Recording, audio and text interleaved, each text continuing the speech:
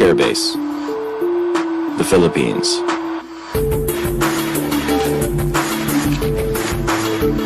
A former U.S. military facility. It was the largest American base overseas.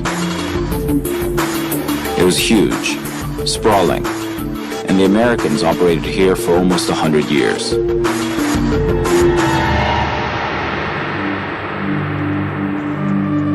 Long enough for plenty of ghost stories to emerge.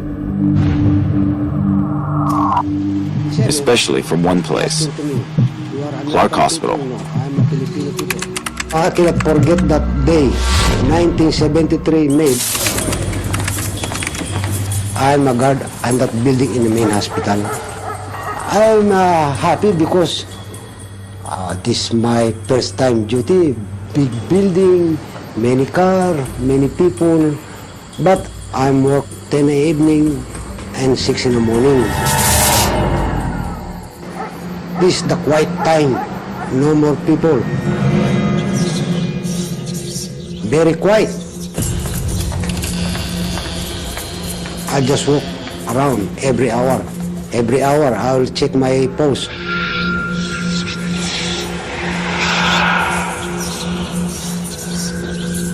In the midnight, after nobody people are working inside, I hear the noise of those boots in the cement.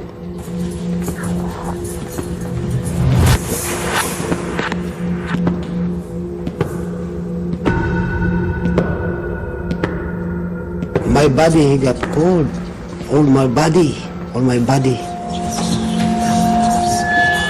But my feeling, I feeling my hand, my head. Oh, God, what's wrong to me?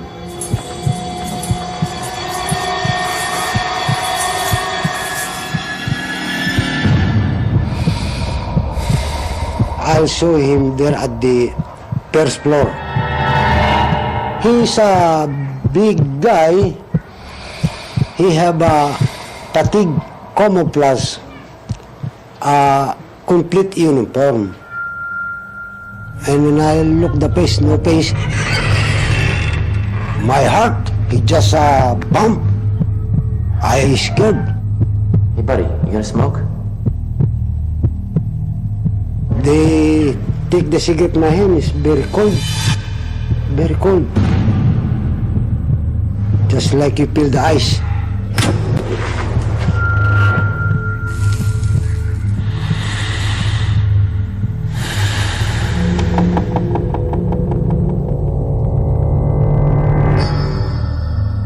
After, I could not see anymore.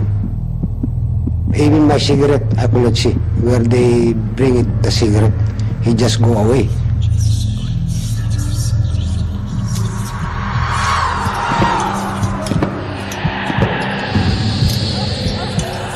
After close the door at the back, and I'm stay there in my outpost, I feel my hand and I look like that in my face. I told my body, oh, that's a ghost. That's a ghost. I don't believe in ghosts.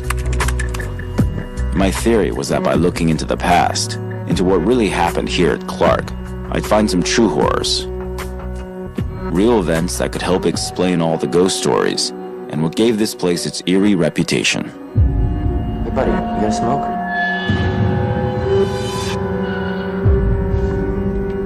Clark was built way back in 1903. What went on at the base that caused so many people to fear it? Ramon, the security guard, claimed he encountered the ghost soldier at the base hospital. That was the place to start.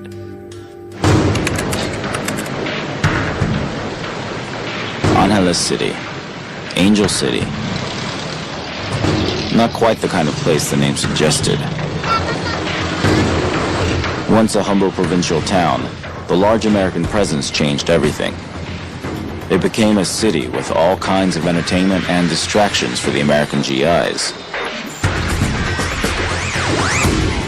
It was from here that I needed to get to Clark Air Base. Hey, Kuya, can you take me to Clark Air Base Hospital? Yes, sir. Yeah? Yes, sir. Okay, great.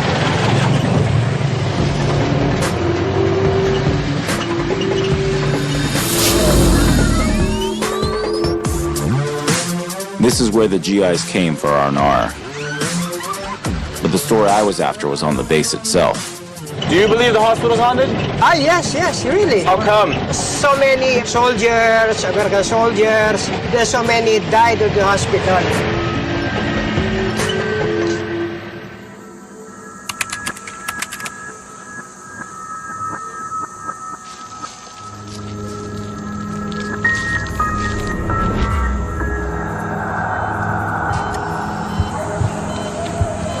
Hard to believe this was once a place that cared for soldiers on death's door. There were no signs of it having been a hospital in the past. What was happening here when it was operational that might have caused Ramon to believe he saw a ghost soldier? Upon closer inspection, the building must clearly have been built in the 60s, and yet you get the feeling that the people who left here in a hurry. It just makes you wonder why, what could have happened here, and you can see why so many people tell ghost stories about this place.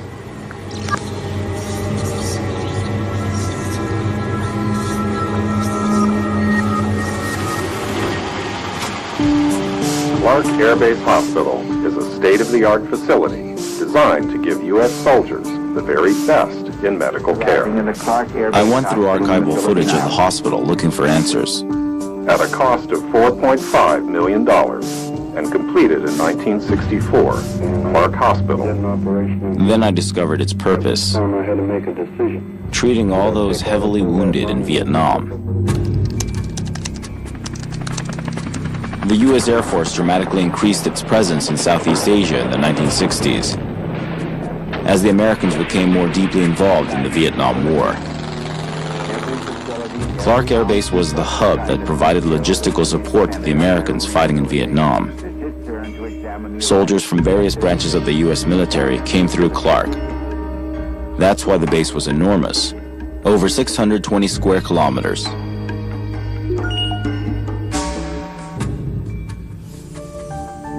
Mike Scully had been an Air Force medic at the base hospital.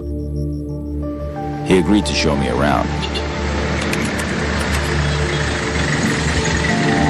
That's Kelly Cafeteria, and that was the Kelly Theater. We're coming up here on the riding stables, and this was the NCO club, I think, until the early 80s. What was the mood on base and in the hospital as far as wartime or things like that?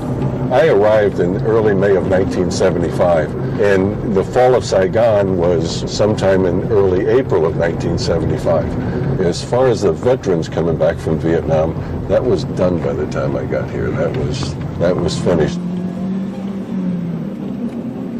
What was the hospital like back when you were here? We had a huge airmen's club and NCO club and officers club. It would be a free steak and free drinks, and they'd bring in boxing matches boxers from Manila. I've actually heard a lot of ghost stories from guards and such, the Filipinos who worked there. While you were at the base, did you hear anything like that? I really don't remember hearing the stories when it was there. The hospital was the best place I ever worked in my life. This was considered to be paradise. When Mike dropped me off at Clark's main gates, I decided to explore the neighborhood.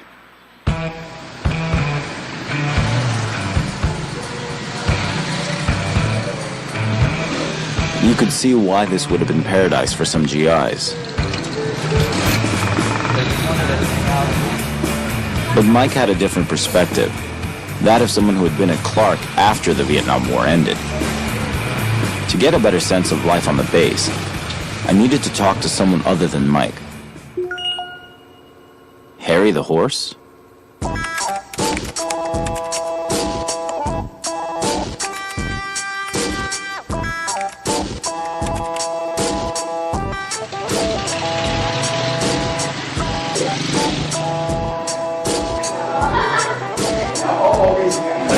Hey, I'm looking for Harry the horse. He's upstairs.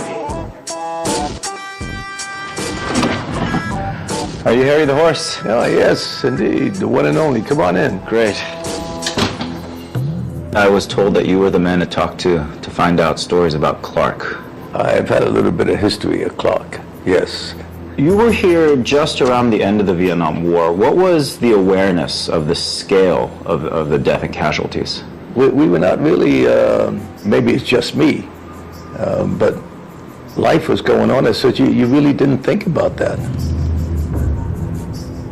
When the base was here, it was wonderful. For Americans, the expats, retirees. So it was paradise. It's interesting you say paradise because I keep hearing that phrase, but I mean, there must be more to the story than that. How aware were you of the war and its casualties while being stationed here? How present did that feel?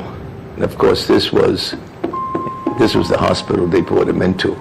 This is where the mortuary was. So people were aware, but as far as directly thinking about it every day, you really didn't think about it at that time.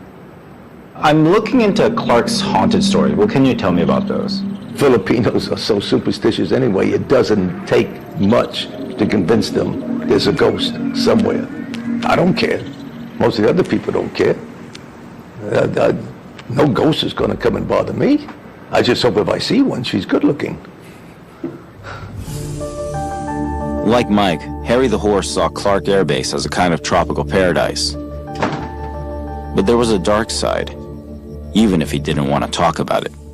Dennis is arriving in the Clark Air Base Hospital in the Philippine Islands. Clark Air Base in the Philippines, Dr. Lewis Patterson. an American military outpost abandoned in 1991. To examine the arrival. I came to investigate rumors of a ghost soldier haunting the base hospital, which I suspected was connected to traumatic events here. But the guys I'd met who lived on the base made it sound like it was practically a resort.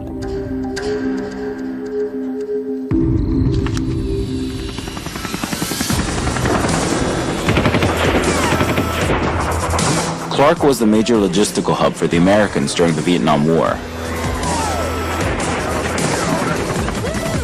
It was a bloody war that lasted 2 decades.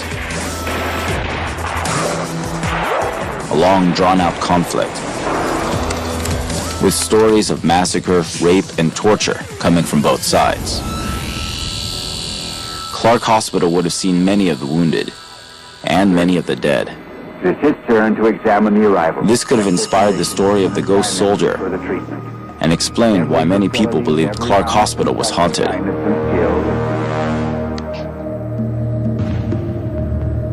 Then I discovered the hospital wasn't the only hotspot of ghost sightings on the base.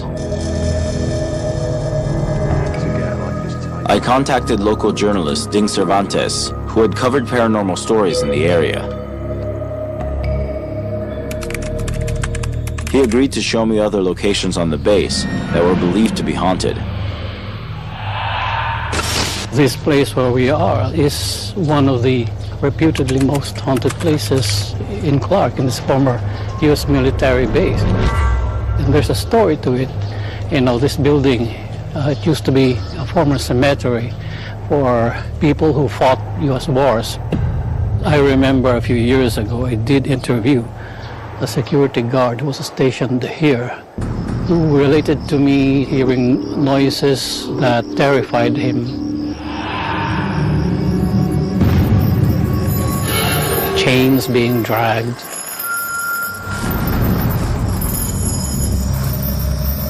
Voices being heard despite no one else being here.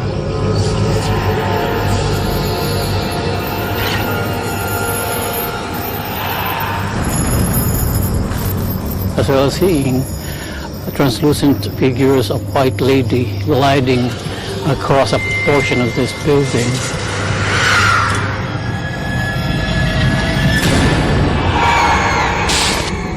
Where do these stories of hauntings come from? Are the people who tell these stories locals? Locals mostly, yes. Ramon was a local, and Harry the Horse had also mentioned it was locals who believed these stories. I needed to understand the mindset of local Filipinos and their relationship to the supernatural.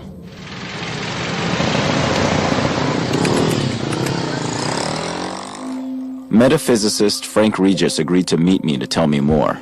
So I've really noticed, Frank, that a lot of the stories that I've heard have been from the locals and not from expats. Do you think there's a reason for that? Filipinos are generally Eastern, and it springs from their original indigenous belief system that life goes on. When people die, there is an afterlife. The consciousness continues. But since they're no longer normally visible and physically, they're usually called ghosts. We can visualize the world as a grid, and there are positive grids and there are negative grids, and they are generally determined by the energy that happened in that place. Now, most hauntings usually happen in a negative grid, and these are places where there's a history of violence and a history of pain, okay? Some really intense feelings happening. Could be even conflicts. War is violent. That kind of death, which is sudden and violent, leaves a very painful residue or memory in the consciousness of the person. That will always leave a negative imprint in the place.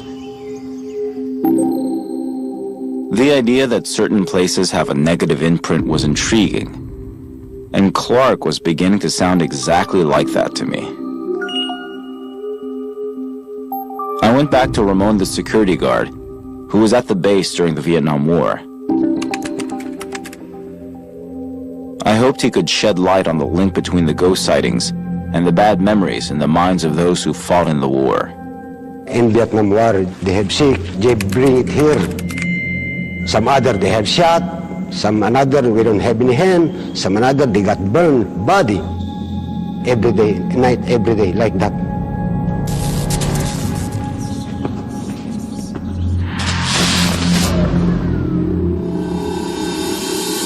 This is the parking lot, and where the people, they come through the bus here. 6 bus road every night, every day. 6 bus loads? Yeah, they brought here. And then how many people per bus? I know the capacity of the bus, 60 people. 6 buses per person? That's more than 200 a day? Yeah. Wow. You know, the American, he's very strong, not like a Filipino. I got shot, But the American, no. He's strong, he just gets cigarette. So once the injured people arrived, where were they taken? They bring it here through the basement. Can you show me where they went? Yeah, I show you.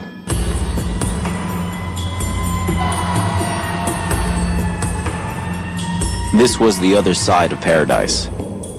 The side some people never saw.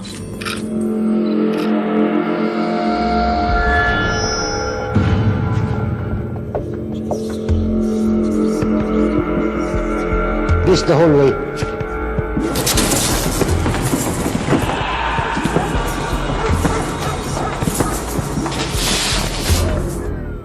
In this area, I intercept those. This is where you saw your soldier, your smoking soldier. Yeah. I saw the ghost between this area. That right here. Right here.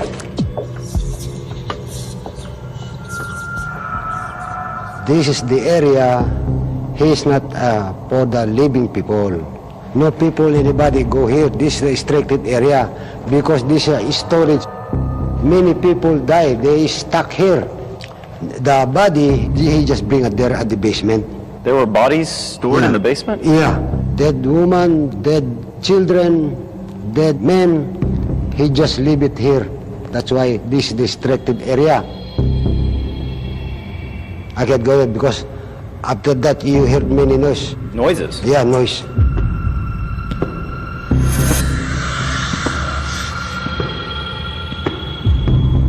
Sometimes you hear the, help me, help me. That's why I don't want to go there in this area.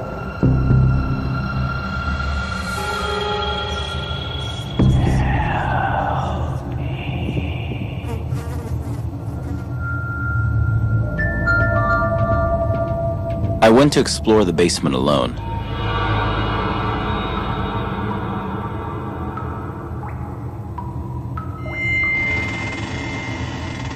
It was one eerie place.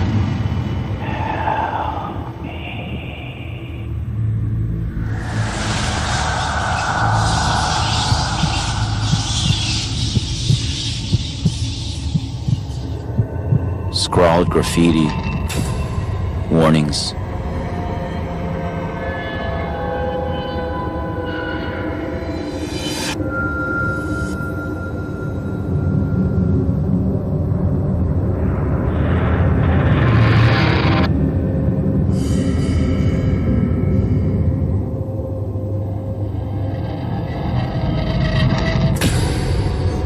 furnace.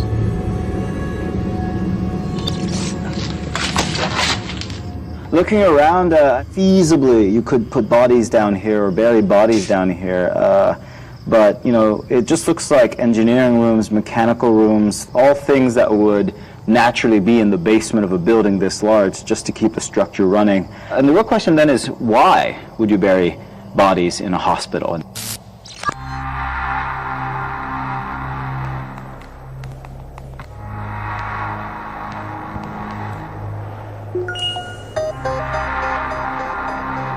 The cemetery. I met veteran John Gilbert, who helped maintain Clark's cemetery.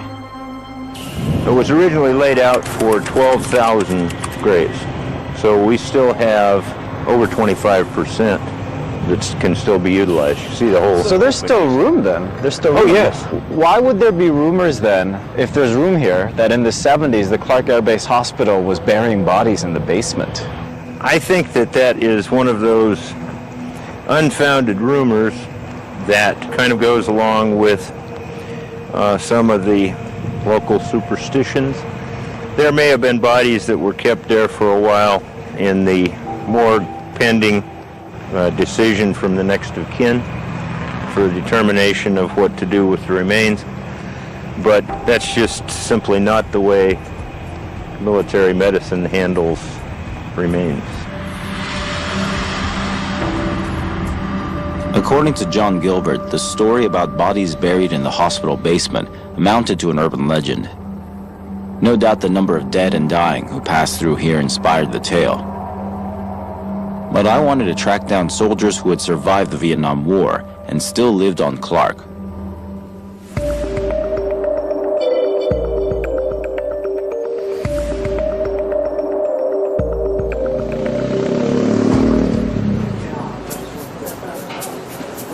Both of you gentlemen served in Vietnam? I was intensely involved for 28 months. The first 6 months I was down in the jungle, and I saw some guys, their legs all blasted away and blood and all this and gore and all that. And count my blessings, yeah? And there was a lot of pot smoking went on. A lot. Big time. They saw all their buddies getting shot. They saw all the blood and the gore. I mean, these guys were all nerved, rattled up, yeah? Many came back with psychological problems, yeah? Many, big time. Did everything to kind of forget the bad stuff. And they came back here damaged. They didn't recognize the mental things that the people go through. That what you see today maybe don't bother you today, but next week it bothers you 10 years down the road. Post-traumatic stress. What did they go through here?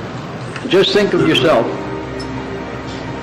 being put away in the most despicable place, not having a bed to sleep in, not having a pot to pee in, not having a place to poop. For 5 years? Yeah, for 5 years or 6 years. That you couldn't bathe, you couldn't clean, I mean, you had nothing. How would you feel at the end of the year? Would you be able to go out and talk in society? No, you wouldn't. Okay, let's face facts. These people.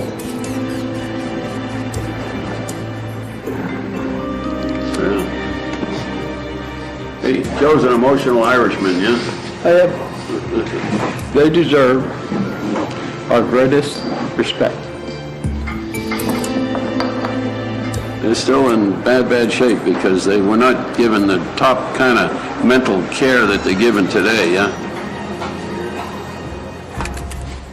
There were so many dead and wounded in Vietnam. But it became clear talking to Joe and Cliff that what was almost worse was the walking wounded. The war spawned the coining of a medical condition, Vietnam Syndrome. Those who arrived at Clark and whose past continued to haunt them after they left. Joe mentioned mental care, ghosts in the minds of men. These weren't the supernatural ghosts like the one Ramon believed he saw. These hauntings were very real.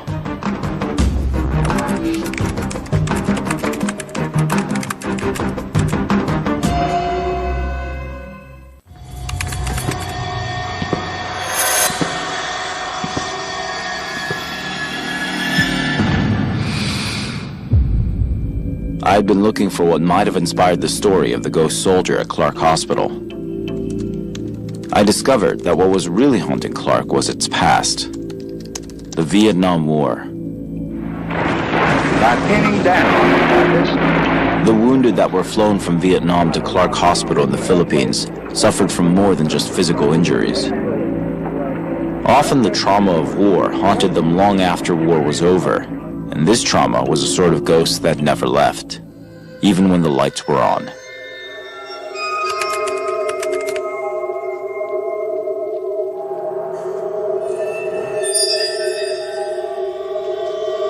Clark was one of the most modern hospitals of its time. But did it really have a mental ward to care for those psychologically damaged from battle?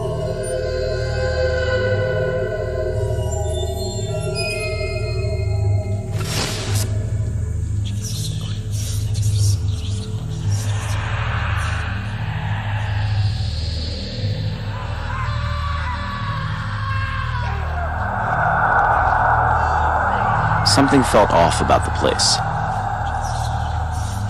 Stripped bare, the rooms appeared more like rows and rows of cells, one after the other.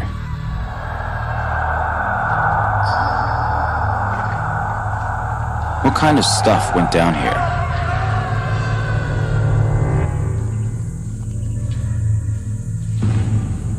Well, here you go, proof positive that there was a psych unit or mental health clinic here behind the Clark Air Base Hospital. I turned to Vietnam War expert Dr. Andrew Wiest for some insight into the need for a psychiatric ward. I can only presume that the psychic injuries that wound up at Clark were worse than the ones the guys had to deal with in Vietnam. So the facilities... Dr. Wiest explained that Clark had been a hospital for some of the worst casualties of the war in Vietnam. Those who suffered both physically and psychologically. So what's the difference between Vietnam Syndrome and PTSD? Vietnam Syndrome and PTSD are actually the same thing. It's essentially soldiers seeing so much trauma in combat that they come home changed. Vietnam Syndrome was the same thing that soldiers have been seeing ever since war began. War destroys young men's souls. And in this case, what in World War I had been called shell shock, in World War II it was called combat exhaustion. After Vietnam was called Vietnam Syndrome, and what's later called post-traumatic stress disorder. PTSD isn't simple. PTSD involves everything from flashbacks to nightmares to being unable to function in society. So if PTSD hadn't been diagnosed yet, how did the doctors treat it? Their job was to stick a Band-Aid on these soldiers' minds and send them back to battle as often as they could. So did they deal with PTSD? Did they attempt to cure it? No, they couldn't have. So the ghost stories from the security guards, do you think those are inspired by terrible things that happened here? These are places of immense trauma, of immense psychic suffering. And I have no doubt that these places would have remnants of that psychic suffering to this day. But very few veterans would have gone back to Clark. They'd probably want to go to where it happened, as opposed to where it was dealt with the first time, if that makes sense. So like if you're wounded in the Hurricane Katrina down here, you probably want to go to New Orleans, not go to the hospital you were treated in. It was clear Vietnam was horrific for the soldiers that fought there. PTSD was as yet an undiagnosed condition that continues to the present day, haunting modern soldiers in places like Afghanistan and Iraq.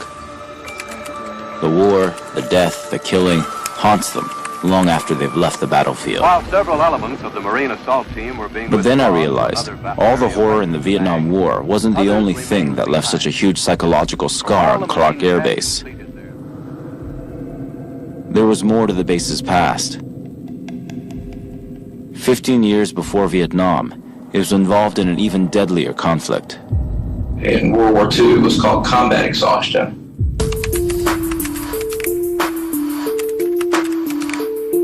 The casualty figures were astounding. Vietnam numbers were huge, but World War II numbers were off the charts. 60 million killed in 6 years, up to 1 million in the Philippines. And Clark was right in the middle of it. December 1941. A day after Pearl Harbor, the Japanese attacked Clark Air Base. The Philippines in 1941. American and Philippine forces withdraw to the Bataan Peninsula. The Army Air Forces delivered the goods prepaid. April 1942. The U.S. surrenders the Bataan Peninsula to the Japanese. 75,000 Filipino and American troops are forced to make a 104-kilometer march to prison camps. Many were denied food, water, and medical care. Those who couldn't march were killed. As many as 11,000 prisoners died. It became known as the Bataan Death March. They walked right past the Clark Air Base main gate. I needed to know more about what the Japanese did at Clark in World War II. Was this why so many believed the base was haunted?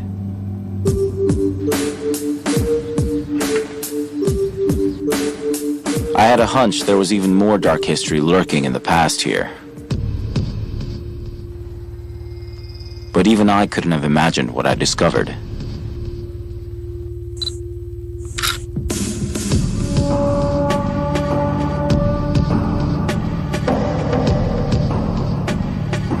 Everything I've seen and heard looking around here, you definitely get a sense of the history here, all the hardship and battles that this place has witnessed. One thing that I discovered that I was surprised to find out was that the Japanese kamikazes, the famed suicide bombers, were originally founded here. What the circumstances were and how that came to be, I'm not certain yet, but I'll find out. The kamikaze had been based in Mabalacat, a town like Angeles City right next to Clark. That was my next stop.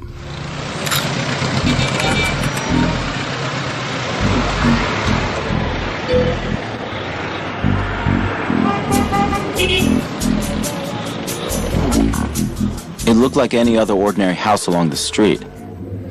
But the strangest thing was it had a Japanese rising sun flag on the front porch.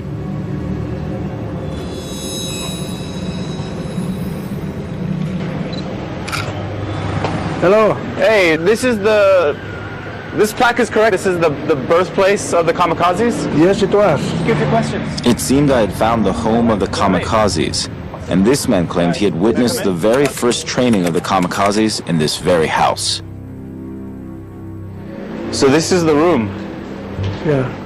Where did you see all the pilots, the kamikazes? Well, they were squatted here. Yeah?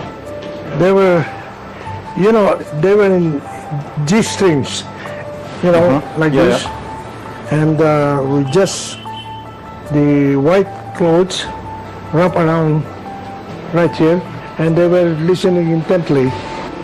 And then standing up here is a guy with a stick and pointing at the vessels, showing them the different kinds of vessels of the American warship.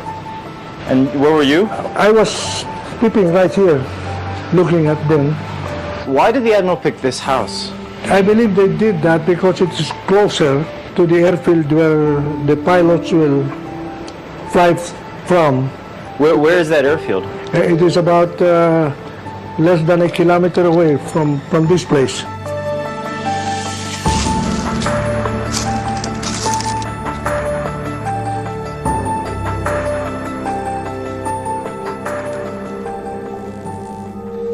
I went to the airfield that Fernando mentioned and discovered bomb shelters there.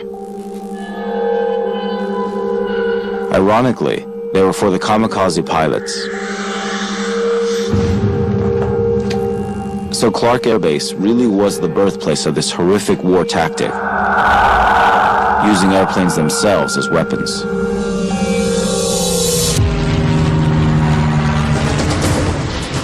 The first kamikazes flew from Clark in 1944, when Admiral Takejiro Nishi's Special Attack Unit placed 250-kilogram bombs on fighter planes and targeted U.S. carriers.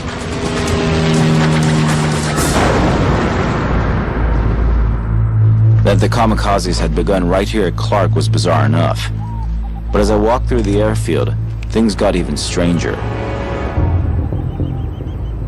A kamikaze monument that seemed to honor the loss of Japanese lives, despite all the atrocities they had committed in the Philippines. Why would this be here? I'm at the kamikaze monument next to the airfield, and I found a little bit of information that kind of puts this in context. 2 days before, on the 17th of October 1944, American ships had appeared at Suluan Island at the mouth of Leyte Gulf. So maybe this is why the Japanese kamikazes took such desperate measures. I have a researcher historian here. I'm going to contact him to see if this is true. Historian Dan Dizon runs a kamikaze museum from his home in Angeles City. These are the first kamikazes in the Philippines, the earliest, the 201st Air Group. This is Mawarakat, this is the commander. So all of these men here, they were all kamikaze fighters. There, the commander of the first unit. And that is his 250 kilogram bomb that sank the St. Lo. So this plane sank this ship? Yes. They come very high, and then suddenly they plunge direct to the target.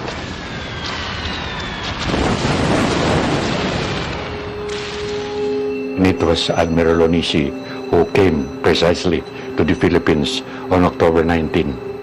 On the 20th, they were initiated into the organization for suicide mission. So the idea came about, and then 5 days later?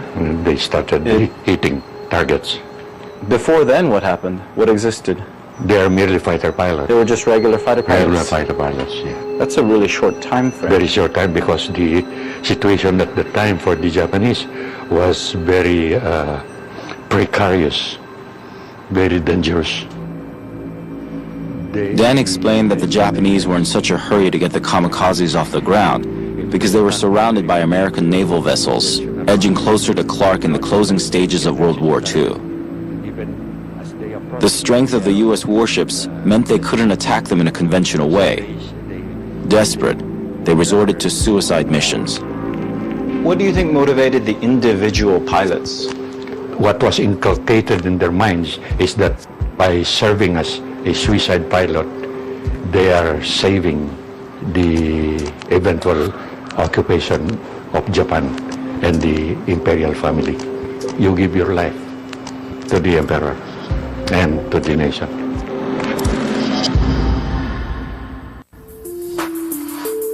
My investigation began with reports of an American soldier haunting Clark Air Base in the Philippines. The base hospital saw thousands of the dead and dying returning from Vietnam. But then I discovered the true haunting. The ghosts inside their heads.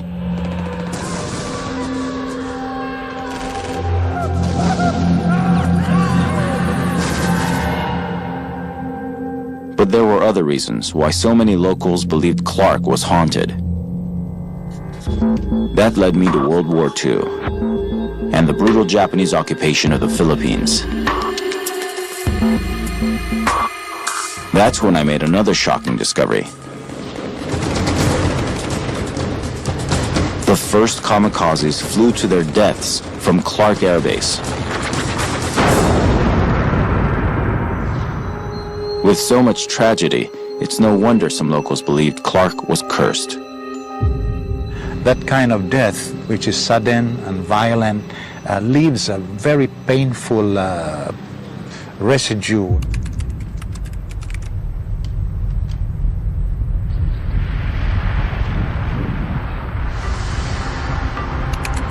Nearly 50 years later, an act of God would force the Americans to abandon Clark. About 15,000 American service personnel were evacuated after a Philippines volcano dormant for 6 centuries began to explode. Bad juju indeed. Villagers from a 12-mile radius of the mountain fled the area. And over 700 people died. I decided to call cultural historian Dr. Bautista to find out why some locals thought Mount Pinatubo was more than just an act of nature. What are the local beliefs surrounding the Mount Pinatubo eruption? There was a perception that the American occupation of Clark was the venue for a lot of social problems, like prostitution, like illegal markets, and all sorts of vice-related activities. So there was a great amount of resentment brewing about the American occupation. There were certainly some people who believed that Mount Pinatubo was God's way of redressing a very, very significant social issue. Do you think all these ghost stories come from the negative history surrounding Clark? All sorts of folkloric myths had been existing well before the American occupation in Clark. It is possible that the trauma of the Pinatubo eruption and also the negative effects of American colonialism had exacerbated and enhanced those myths.